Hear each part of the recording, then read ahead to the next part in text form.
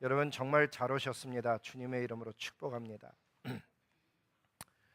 오늘이 어린이 주일입니다. 매년 어린이 주일이 되면 대부분의 교회에서는 어린이 주일을 맞이해서 우리 자녀들을 어떻게 믿음으로 양육할 것인가에 대한 말씀을 전합니다. 저희 교회도 지난 20년가량을 그렇게 해왔습니다. 올해는 어찌하다 보니까는 어린이 주일에 부모님을 공경하는 것에 대해서 하나님의 말씀을 전하게 되었습니다. 그래서 이왕 이렇게 된 김에 다음해 즉 2020년부터는 어린이 주일이 되거나 혹은 어버이 주일이 되면 유년부, 초등부, 그리고 유th, KM, EM, 장년까지 다 함께 연합 예배를 드리면서 어떻게 자녀를 양육해야 되는지, 어떻게 부모님을 공경해야 되는지 그렇게 다 함께 듣는 시간을 갖고자 합니다. 보면 오늘도 부모님을 공경하라는 얘기를 하는데 사실 들어야 되는 자녀들은 여기에 있질 않아서 그게 제 마음의 부담입니다. 근데 그런 사역을 진행하기 전에 먼저 저와 여러분이 꼭 들어야 되는 이야기가 있어서 하나님께서 그러시나 보다 생각을 해서 이와 같은 말씀을 오늘 전하게 되었습니다. 이미 다 알고 계시겠지만 부모님을 공경해야 되는 가장 근본적인 성경적 근거는 십계명입니다.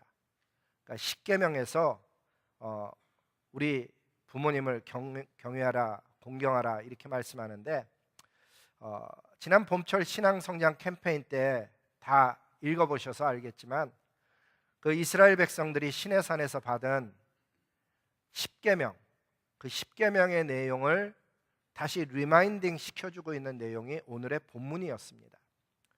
그 가운데 특별히 오늘은 5계명을 저희가 뽑아서 그렇지 10계명 전체에 대한 내용인데 10계명 내용을 다시 아주 쉬운 버전으로 소개해드리면 이렇습니다. 하나님만 섬기라, 우상을 섬기지 마라, 하나님의 이름을 함부로 사용하지 말라, 주의 날을 거룩히 지키라, 내 부모를 공경하라, 살인하지 마라, 간음하지 말라, 도둑질하지 말라, 내 이웃에 대해서 거짓 증거하지 말라, 내 이웃의 것을 탐내지 말라. 십계명 강해도 들으신 분도 있고 다 배운 분도 있지만 하나님을 믿고 10년, 20년, 30년 됐는데도 십계명을 못 외우는 분들이 의외로 참 많습니다.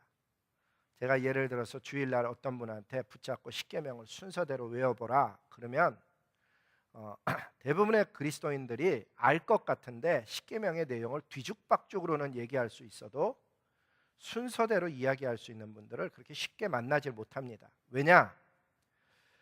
첫째는 십계명이 뭐냐고, 내용이 뭐냐고 물어보는 사람이 10년, 20년, 30년 신앙생활하는 동안에 한 명도 못 만나봤을 확률이 굉장히 높습니다. 그러니까 첫째는 아무도 안 물어보고 나도 대답할 필요를 느끼지 못했기 때문이고, 두 번째는 대부분의 그리스도인들이 십계명의 내용을 이미 자연스럽게 지키며 살고 있기 때문에 굳이 외울 필요가 없었다는 데 이유가 있습니다. 마치 노스캐롤라이나에서 운전하면서 우리는 매일매일 도로 표지판을 봅니다. 하지만 그게 NC 드라이버스 핸드북에 챕터 몇에 나오는지를 아는 분은 제가 보기에 한 분도 없는 것과 똑같은 이치입니다. 운전하시는 모든 분들은 음주운전을 하면 안 된다는 걸 다 들어서 압니다.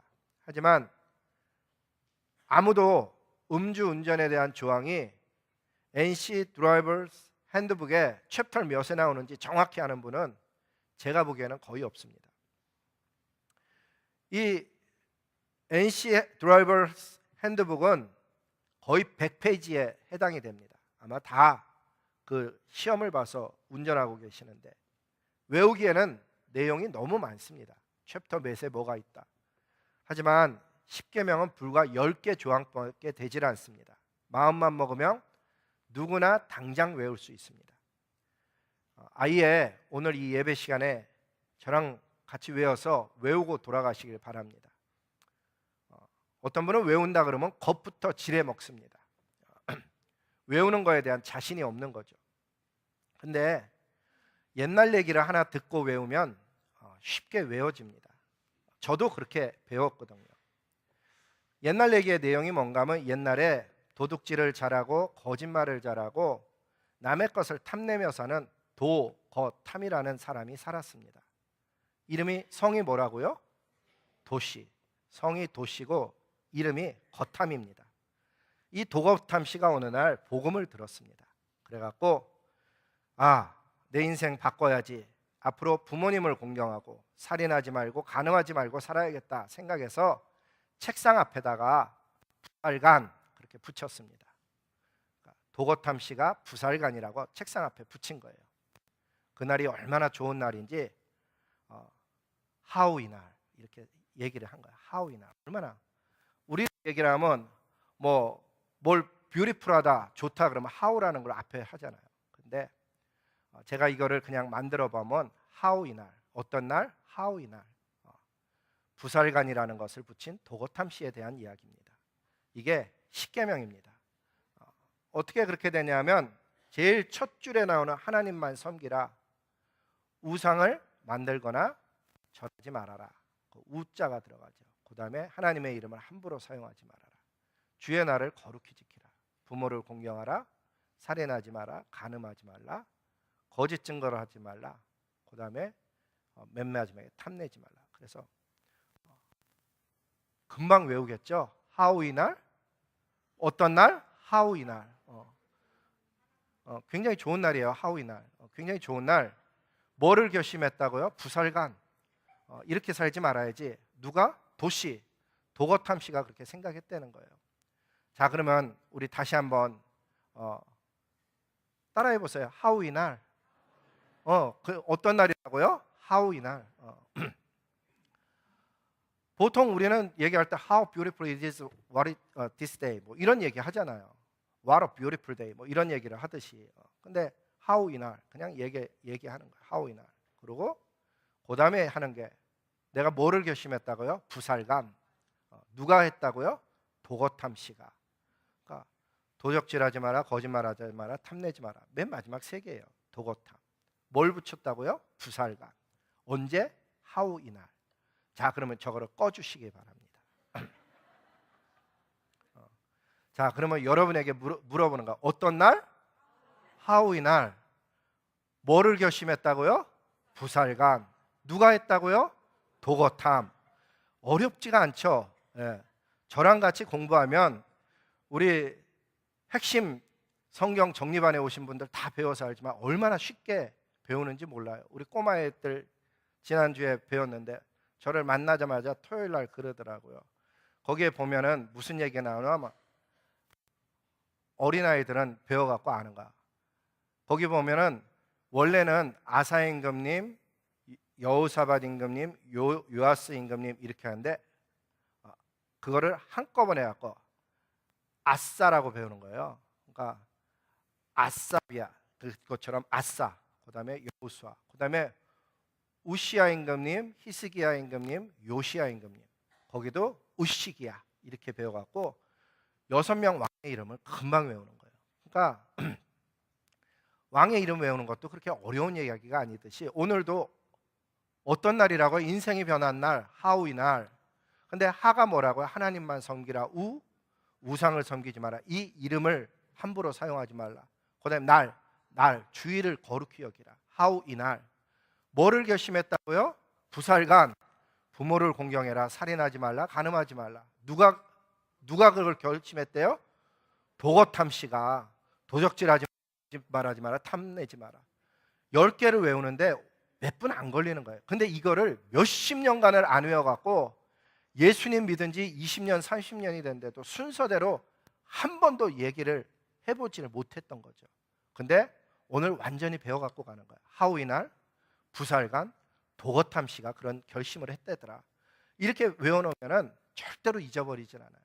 마치 우리가 옛날에 배웠던 나비야 그런 거 안 잊어버리잖아요. 심지어는 끼토산 약끼토, 산토끼를 거꾸로 해도 어릴 때 배운 거는 안 잊어버리는 거야. 어릴 때 그러자 끼토산 약끼토 뭐 이런 거 안 해봤어요? 산토끼 토끼야를 거꾸로 부를 수 있느냐 뭐 이런 얘기예요. 그러니까 뭐를 외울 때 너무 심각하게 외우는 것 그것보다는 아주 간단하게 외우는 거야. How 이날, What a beautiful day, 뭐 이런 것 이야기하듯이 How 이날, 뭐 What a beautiful day 이런 거 긴 것도 문장도 외우는데 왜 이걸 못 외우겠어? How 이날, 뭐를요? 부살간, 누가? 도거탐 씨가. 이렇게 외워놓으면은 십계명 어디 가서 외우라 그럴 때 앞에 글자만 쭉쭉쭉 써놓고 뒤에 것만 갖다 하면은 그때 또 문제가 도거탐, 도가 뭔지 거기서 또 막 고민하고 그러지 마시고 첫 글자입니다. 첫 글자. 그러니까 쉽게 하는 거예요. 근데 그 가운데 오늘 주님이 말씀하시는 거는 5계명인 거예요. 5계명. 내 부모를 공경하라. 10계명은 10개로 되어 있는데 그중에 4개가 하나님에 대한 거고요. 6개가 인간에 대한 거예요. 여기서 알 수 있는 것은 하나님은 그리스도인의 삶 속에 하나님의 관계도 굉장히 중요하지만 인간관계를 60%나 가르쳐 놓았다는 사실이에요. 그러니까 인간관계가 굉장히 중요한 거죠.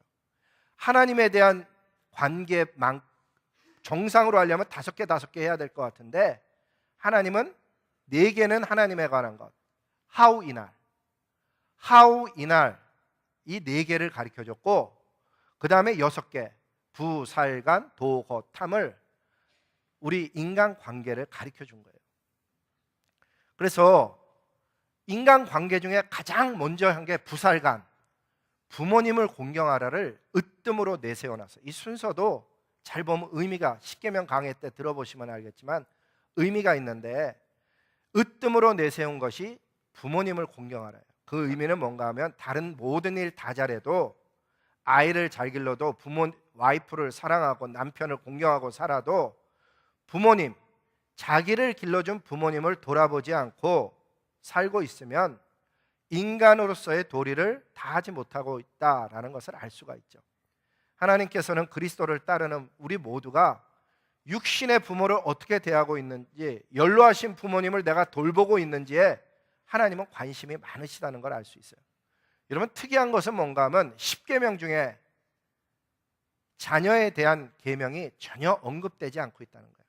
특이한 것은 10계명에 인간관계 속에 자녀에 대한 계명이 없다는 거예요. 아예 없어요. 그 의미가 뭘까요? 아무리 눈 씻고 봐도 10계명 안에는 자녀에 관한 계명이 없어요. 아마도 하나님께서도 알고 계신 것 같아요.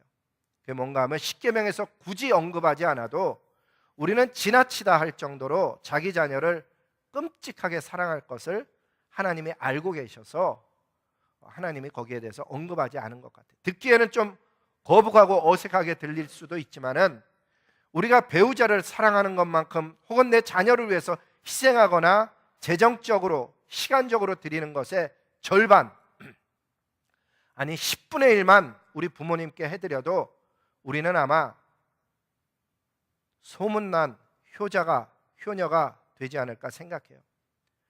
우리가 자녀들에게 쏟는 시간이나 재정, 관심의 일부만이라도 정말 우리 부모님께 드릴 수 있다면 우리 부모님들은 이 세상에서 가장 행복한 노년의 삶을 보내게 될 거라는 사실이에요. 오늘 본문을 성경 원문으로 히브리어로 읽다 보면 공경하라는 단어가 뭔가 하면 카베드라는 단어예요. 카베드. 이 카베드라는 단어의 원래 무게는, 의미는 뭔가 하면 무겁다라는 의미예요. 무겁다. 원래는 공경이라는 의미가 아니고 무겁다라는 의미인데 그것이 인간관계 사이의 단어로 사용이 되면 인간관계 속에서는 무게감 있는 존재 혹은 명예로운 존재 혹은 영광스러운 존재라는 세 가지 뜻을 갖게 돼요. 그 사람이 무게감이 있는 사람이에요. 그 사람이 있어야 뭐가 시작이 되는, 그 사람이 그 자리에 있어야 명예로운, 그 사람이 영광스러운 어떤 존재가 된다는 의미로 되는 거예요. 그래서 하나님의 말씀은 무슨 의미인가 하면 너의 부모를 가볍게 여기지 말고 중요하게 무게감이 있는 존재로 여기라 하시는 말씀이에요. 무게감이 있는 존재라는 게 실제 생활 속에서는 어떻게 나타나는가 하면 진짜 자기가 중요한 분이라고 생각하게 되면, 여러분 자기가 무슨 문제가 있으면 자기가 중요하다고 생각하는 분한테 찾아가요. 교수님을 찾아가든지 뭐 이웃 중에 뛰어난 누구를 찾아가든지 뭐 그러잖아요. 마찬가지예요. 부모님과 상의하게 돼요. 무게감 있는 존재로서의 삶을 실제로 삶 속에 나오게 되면 그거는 상의하는 관계가 돼요. 논의하는 관계. 왜? 뭔가 결정하기에 앞서서 그분이 중요하기 때문에, 무게감 있는 존재이기 때문에 그분에게 먼저 확인하는 거예요. 교회 안에서도 마찬가지잖아요. 뭐를 논의할 때, 여러분 직장에서도 마찬가지예요. 그 일에 가장 수장되는 분한테 가서 얘기를 하는 것과 똑같아요. 근데 물론 뭔가 잘 모르는 내용을 부모님께 여쭙는 것 자체가 안 맞는 경우도 있어요. 저도 알아요. 예를 들면 우리 집 인터넷 서버를 뭘로 사용해야 될지, 혹은 은행 패스워드를 뭘로 정해야 될지, 이럴 때 부모님에게 물어보는 건 좀 억울한 시츄에이션이죠. 그건 우리가 정하는 게 맞아요. 하지만 인생을 살아가면서 부모님과 상의 드리면 좋은 것들이 정말 여럿 있어요. 잘 보면 지혜로운 부모님들은 자녀가 뭘 물어보면 대부분 이렇게 대답하셔요. 내가 하나님께 기도할 테니까 너의 마음속에 성령께서 인도하시는 대로 잘 쫓아가라. 답을 준다기보다는 근본적인 어떤 틀을 주는 것을 알 수가 있죠. 그래서 지혜로운 자녀는 어떤 일이 일어나면, 어떤 일은 배우자랑 상의하지만은 어떤 일은 부모님께 알리고 상의 드려서 오랜 인생의 경륜에서 나오는 지혜를 자연스럽게 혜택을 받는 분들이 있어요. 하나님을 경외하는 대다수의 부모님들은요, 이 세상에서 우리를 위해서 가장 많이 기도해 주시는 가장 든든한 기도의 후원자예요. 다시, 대부분의 그리스도인 부모님들은 이 세상에서 우리를 위해서 가장 기도를 많이 해주는 가장 든든한 기도의 후원자셔요. 매일매일 우리를 위해서 그렇게 많이 기도하는 사람은 이 세상에 없어요. 아니, 배우자나 자녀들조차도 그렇게 우리 자신을 위해서 기도하지는 않는다는 거예요. 우리를 위해서 가장 기도하시는 분은 부모님이셔요. 그렇다면 내가 중요한 일을 누구에게 알려야 되냐면 기도하는 부모님께 알리는 게 당연하죠. 여기서 중요한 것은 기도하는 부모님이라는 사실이에요. 돈을 잘 버는 부모님, 사회적 지위가 높은 부모님, 뭐 그런 분들이 아니라는 걸 주목해야 돼요. 왜냐하면 인생의 참된 생명의 길은 하나님께서 내시는 것이기 때문에 기도 생활, 말씀 생활 하시는 분에게서만 생명의 길이 나오기 때문이에요. 그래서 저와 여러분이 꼭 기억해야 되는 것은, 부모님을 공경한다는 의미는 부모님과 상의한다는 의미이기도 하고, 그분의 영적인 지혜를 무겁게 중요하게 여긴다는 사실이에요. 또 하나는 부모님을 명예로운 분으로 대하는 것이기도 해요.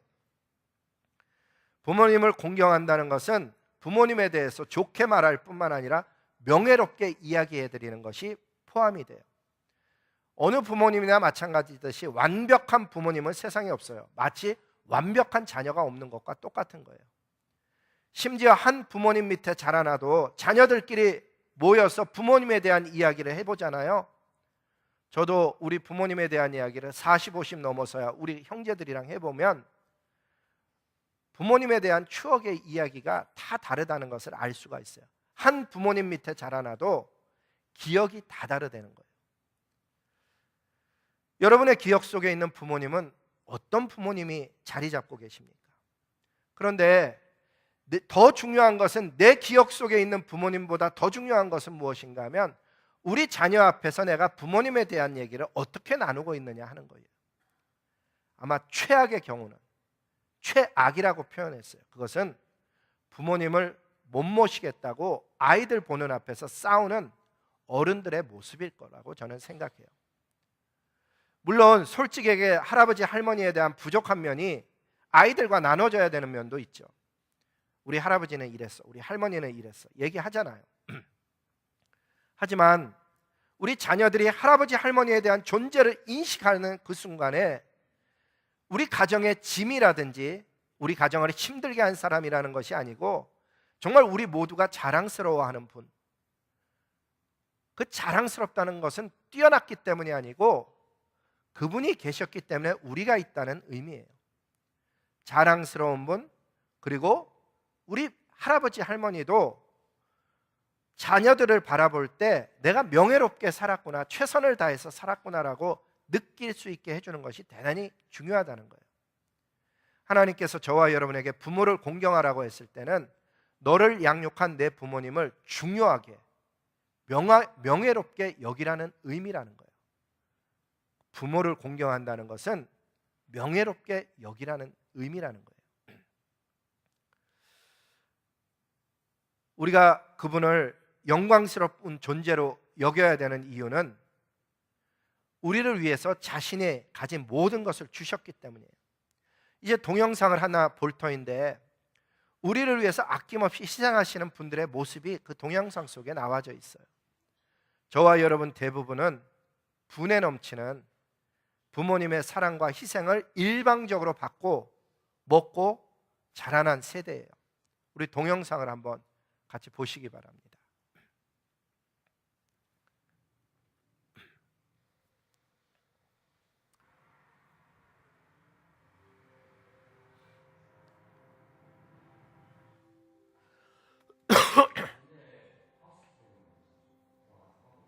호텔에서 하우스 케어하고 일식집에서 웨이트리스를 해요.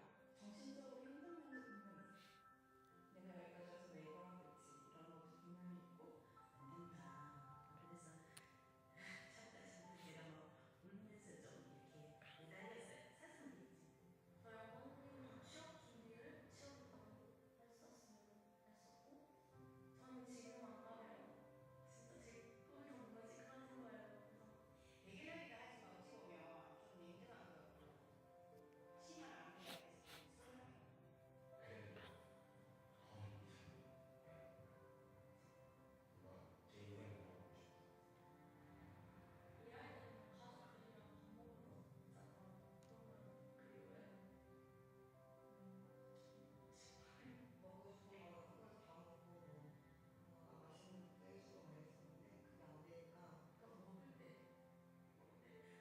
겉절이를 이렇게 딱 넣으면 내 생각이 나는 거야.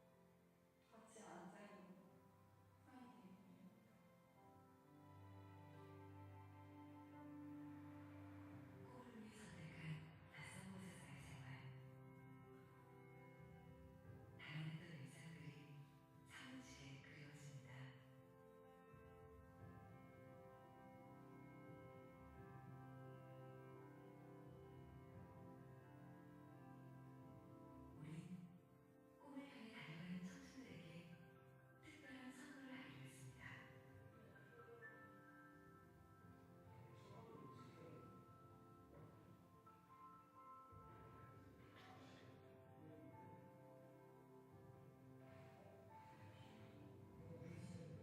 몰래 차려주는 밥상엔 엄마가 해주시던 음식이 집에서 쓰던 그릇에 담겨 나왔습니다.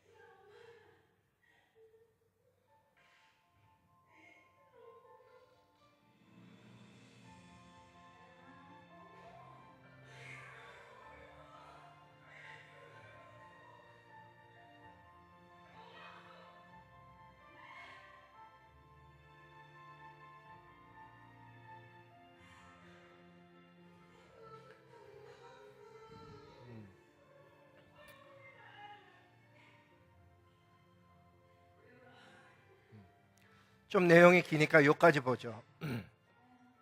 그래요.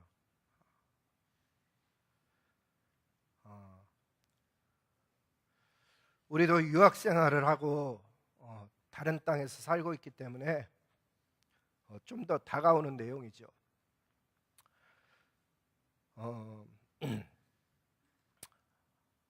그 내용에 보면 세상에서 제일 맛있는 밥상, 그것은 많이 비싼 게 아닌 거죠. 근데 이런 메시지를 통해서 꼭 전하고 싶은 이야기가 있는 거예요. 그분들은 무리해서 정말 우리들에게 모든 것을 주셨다는 사실이죠.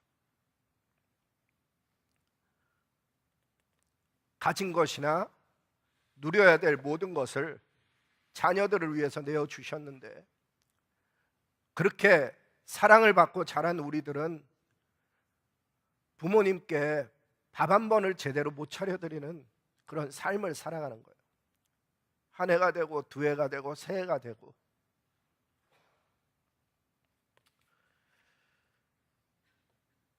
효도란 것이 여러 가지 종류가 있겠지만, 물론 부모님께 뭐 집을 사드리고 뭐 대단한 무언가를 해드리는 것도 있겠지만, 어쩌면은 효도는 그것보다 더 세밀한 것일 수도 있다는 사실이에요. 자녀를 위한다면 먼 땅까지도 다가와서 그렇게 섬겨주는 부모님이 계시는데, 아쉬운 것은 그런 부모님을 우리는 어떻게 사랑하고 있는가 하는 이야기죠. 내 자녀에게 어떻게 하면 정말 좋은 것을 제공해 줄 수 있을까도 참 중요하지만, 여러분 부모님 건강은 괜찮은지, 여러분 부모님은 안녕하신지 생각해 보는 거죠. 언제? 주님이 그걸 관심을 갖고 계시다는 사실이에요. 주님께서. 그래서 살아생전에 부모님을 귀하게 여기고 존경하고 사랑하고 관심을 갖는 것은 너무나도 중요하다는 사실이에요. 정말 하나님의 말씀이 틀림없다고 우리가 믿고 산다면은, 에베소서 6장 2절은 이런 말씀을 합니다. 너무 중요한 말씀이니까 같이 읽어보죠. 시작. 내 아버지와 어머니를 공경하라. 이것이 약속 있는 첫 계명이니. 여기서의 첫 계명이라는 이 첫이라는 단어를 찾아보면 원어가 프로토스라는 단어예요. 근데 그것은 유일하다는 의미예요. 유일한 계명이다. 약속이 있는 유일한 계명이다. 제가 왜 어린이 주일날 어버이 설교를 하게 됐는가 하면, 어버이 주일날 하면 늦기 때문이에요. 그래서 한 주일 무리해서 앞당겼어요. 이 한 주간 동안에 여러분 한번 잘 생각해 보시고 기도해 보시라는 거죠. 성경에 약속이 있는 첫 계명, 유일한 계명이 도대체 뭐냐? 창세기서부터 요한계시록까지 있는 수많은 약속 가운데 약속이 있는 첫 계명이 도대체 뭐냐 하면은 바로 오늘의 본문이에요. 오늘의 본문은 이렇게 되어 있어요. 너는 내 하나님 여호와께서 명령한 대로 내 부모를 공경하라. 그리하면 내 하나님 여호와가 내게 준 땅에서 내 생명이 길고 복을 누리리라. 여러분 가운데 혹시 부모님이 홀로 되신 분 혹시 계시나요? 부모님 가운데 몸이 불편하신 분 계시면 꼭 새겨 들으시기 바랍니다. 그분에게는 자녀들이 여럿 있지만 여러분이 전부입니다. 남자분들은 우리 형이 있으니까, 뭐 누이가 있으니까, 동생이 있으니까 누군가에게 부모님을 돌보는 걸 미루실 수도 있지만, 그렇게 살면 하나님의 뜻을 지키며 사는 게 아닐 수도 있다는 거예요. 여자분들은 언니도 있잖아. 꼭 내가 돌봐야 되나? 우리 가족 중에 남자 형제도 있잖아. 아니, 부부간에서는 형님 댁이 있는데 왜 우리가, 시동생네가 훨씬 잘 살지 않는가? 시누이가 있지 않냐? 부모님 돌보는 것을 여러분 더 이상 남에게 미루지 마시기를 정말 주님의 이름으로 간절히 부탁드립니다. 아내 되시는 분이 먼저 나서서 시부모님 혹은 친정 부모님을 어떤 형태로든지 돌보시는 것, 그게 너무나도 중요합니다. 왜? 인생이 짧기 때문입니다. 살아보면 인생이 그렇게 다르지 않습니다. 부모님 살아계실 때 효도하기를 바라고, 부모님께서 막상 세상을 떠난 다음에 흘리는 눈물은 아무 의미가 없어요. 그래서 저는 꼭 이야기하는 거예요. 무리를 해서라도 효도해야 됩니다. 왜냐하면 우리 부모님들은 우리를 위해서 늘 무리해 오셨기 때문입니다. 제가 한 주간을 먼저 한다는 이유를 다시 한번 강조하면, 다음 주일이 어버이 주일인데 우리는 부모님께 어떻게 효도를, 감사를 표현할 수 있을까? 가족들이 둘러앉아서 아이들과 함께 이야기도 해보는 거예요. 삶을 잘 살아오신 우리 할아버지 할머니에게 어떻게 할까? 뭐를 해드리면 좋을까? 그리고 장인, 장모님, 아버님, 어머님, 시어머님, 시아버님 생일에 달랑 안부 전화만 하지 마시고 가능하면 특별한 감사를 표현하는 게 중요하다는 거예요. 오늘 생일이죠? 그래서 전화했어요. 이런 정도의 이야기를 하자는 게 아니에요. 여러분, 요즘처럼 감사를 표현하기 좋은 시대는 이전에는 없었어요. 요새는 뭐든지 택배가 가능하고 아마존은 정말 뛰어난 모든 물품을 다 가지고 있어요, 거의. 그래서 어버이날이 됐을 때 그날 이 설교를 들으면 늦을 것 같아서 한 주를 앞당긴 거예요. 앞당겨서 나에게 늘 무엇인가 해주던 그 부모님을 향해서 우리도 거꾸로 한번 특별한 날을 만들어 보는 거죠. 삶이라는 게 생각보다 되게 짧다니까요. 약속 있는 첫 계명이 뭐라고요? 다 같이 읽고 마치겠습니다. 같이 읽겠습니다. 시작. 너는 내 하나님 여호와께서 명령한 대로 내 부모를 공경하라. 그리하면 내 하나님 여호와가 내게 준 땅에서 내 생명이 길고 복을 누리리라. 하나님이 인센티브까지 주면서 이야기한 이 내용을 잘 기억하셔서, 우리 부모님 요즘 몸은 어떠신지, 홀로 되신 분은 어떻게 사시는지, 늘 괜찮다고 하는 그분의 마음은 진짜 그런 것인지, 무리해서 여러분 부모님과 하나님 보시기에 좋은 시간들을 만들어내는 그런 일들이 있기를 주님의 이름으로 복을 빕니다. 우리 기도하시겠습니다.